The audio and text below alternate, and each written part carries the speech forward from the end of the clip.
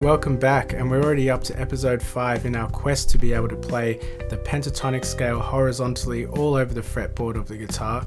And up until this week we've just been focusing on the key of A minor. So this week that's going to change. We're going to start to look at some other keys, and by the end of this video you'll know how to transpose this scale into any key on the guitar. So as usual, grab your guitars and let's get into it.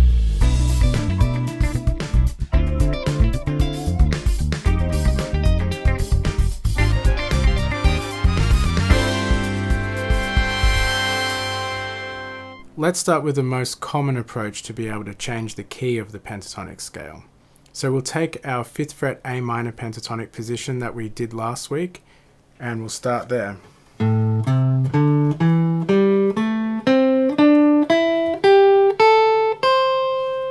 So the first thing we need to be able to do to change the key is to know where the root note is in this position.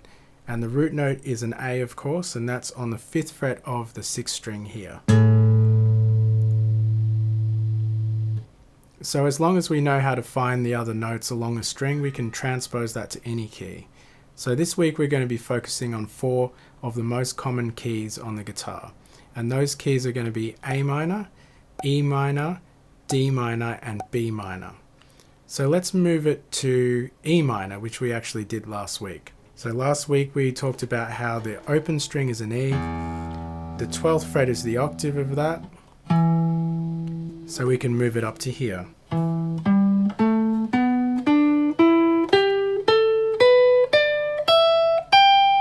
So then we can move that to the open position and we get this.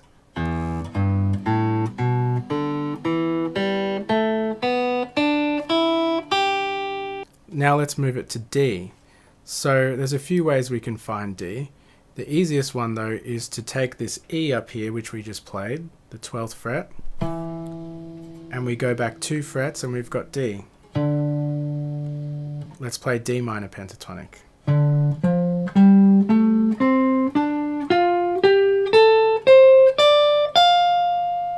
And the next one we talked about learning was the B minor pentatonic. So we have an A on the 5th fret, B is 2 frets higher than that, so the B minor pentatonic scale is here.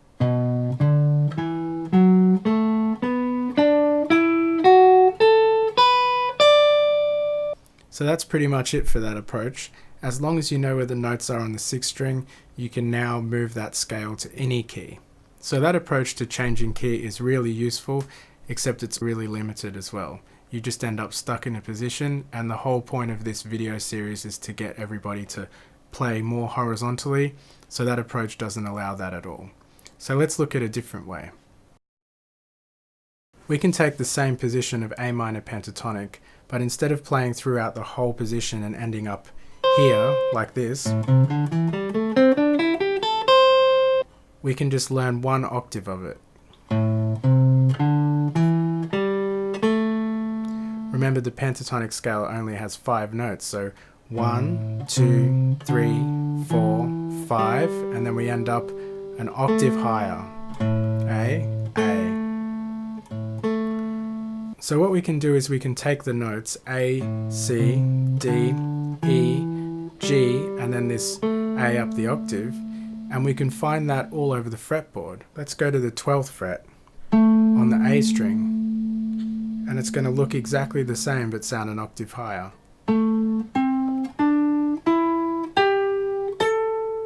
Of course we have the open position on the A string as well.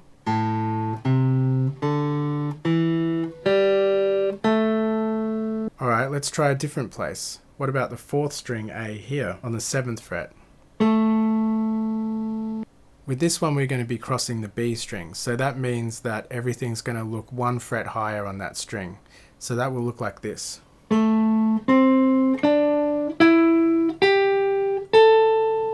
And if you have the 22nd fret, you can move that one up the octave as well. We also have the A on the 3rd string on the 2nd fret. Now we'll be crossing the B string, so it'll look 1 fret higher again. And on the E string it'll look 1 fret higher as well. So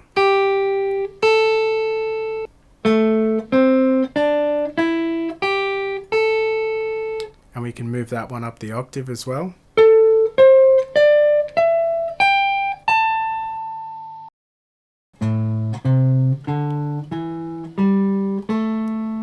Then an octave higher on the same set. Then start from the 5th string open. Up the octave on the 12th fret.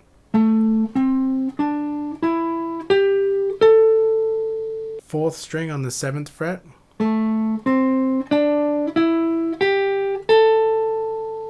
Up the octave. 3rd string, 2nd fret. And up the octave.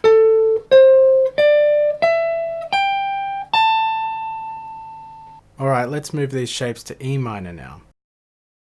If you're starting on the 6th string or the 5th string, all of the shapes are going to look the same. You just need to know where the root note E is. For example, open.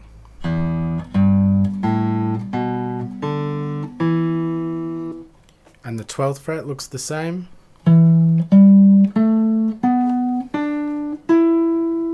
Move to the 5th string, 7th fret. Looks the same. And then you find the E up the octave. And it looks the same. So then we have our 4th string one that looks a bit different. 2nd fret for the E.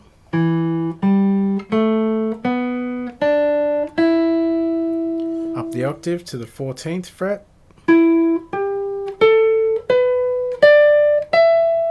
And then we have the one on the 3rd string.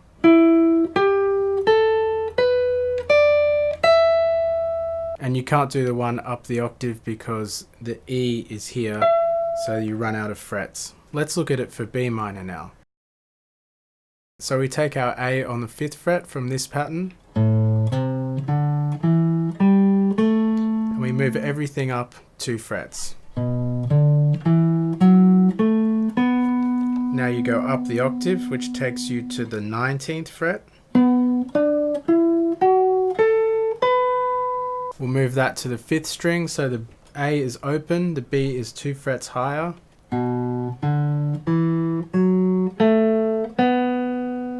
Up to the 14th fret.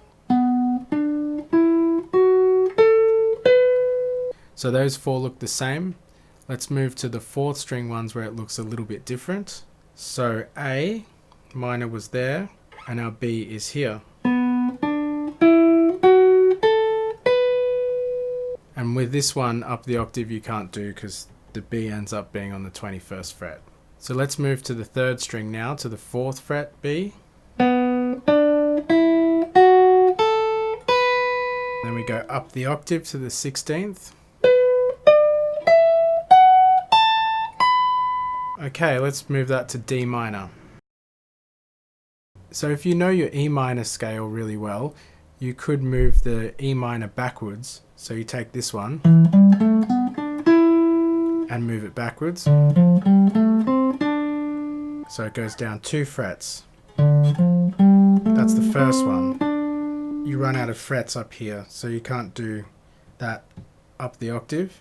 The next one is on the 5th fret. Then up the octave. The next set of strings, D, is open. Up the octave. And then the 7th fret of the 3rd string.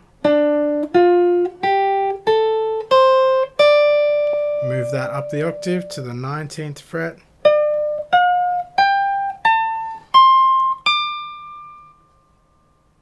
This time we'll be improvising in the key of D minor. So I've created a backing track for that that goes like...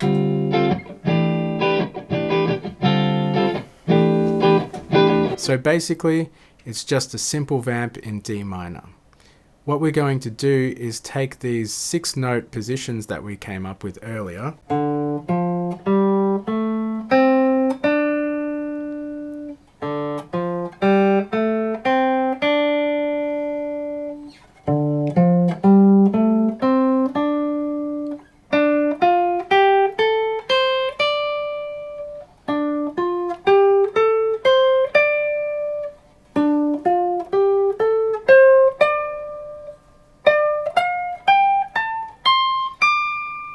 And we're just going to spend some time individually in each one, improvising with the notes in the position.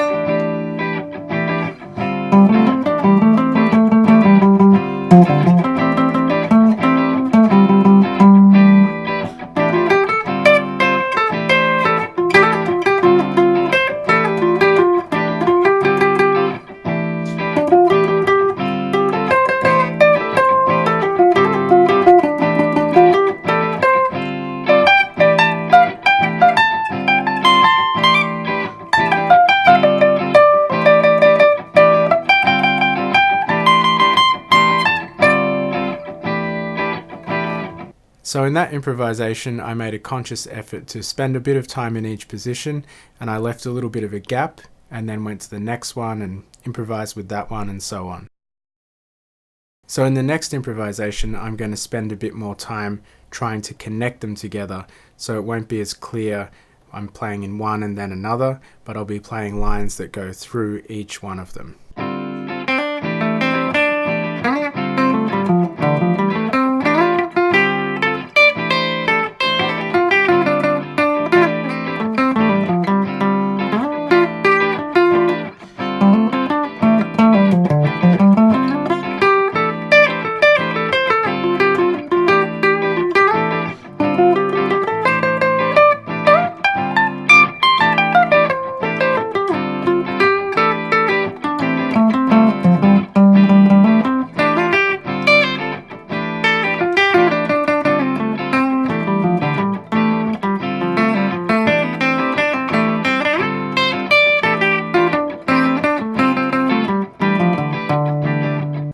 So it's actually a really limiting thing to try and do that exercise. I found myself wanting to play other things that I know, but I was really trying to stick with this exercise of playing in these mini positions that we came up with earlier.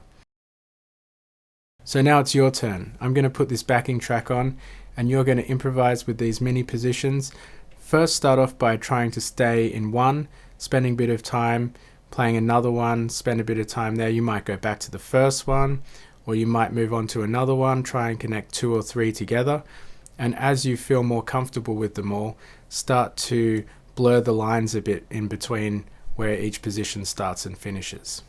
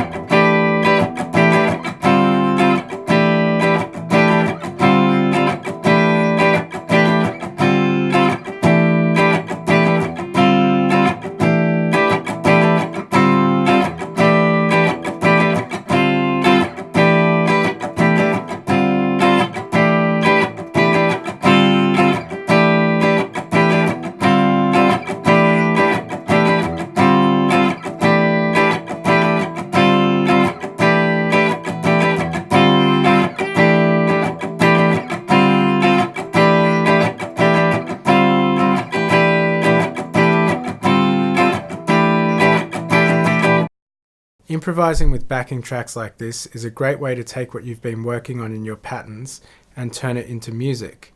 You don't have to practice every pattern or master a complete scale to be able to improvise with it. You can learn 4 notes and then improvise with that. You can learn 2 notes and improvise with that if you want. And the backing tracks really help to give you something fun to play with and to give a musical context to what you've been practicing. Transposing scales and patterns into different keys is a great way to broaden your understanding of the fretboard. You don't have to work on every key at once, and the 4 keys that we learnt in this lesson are probably the most common keys on the guitar, and most other keys are just a few frets away. So if you spend a bit of time getting to know these keys really well, transposing into another key is going to feel really easy. So if you like this video, drop a like, hit the subscribe button if you haven't already, and check out my blog at this address for a PDF of all the patterns and a supporting article for this video. Thanks so much for watching, and I'll see you next week.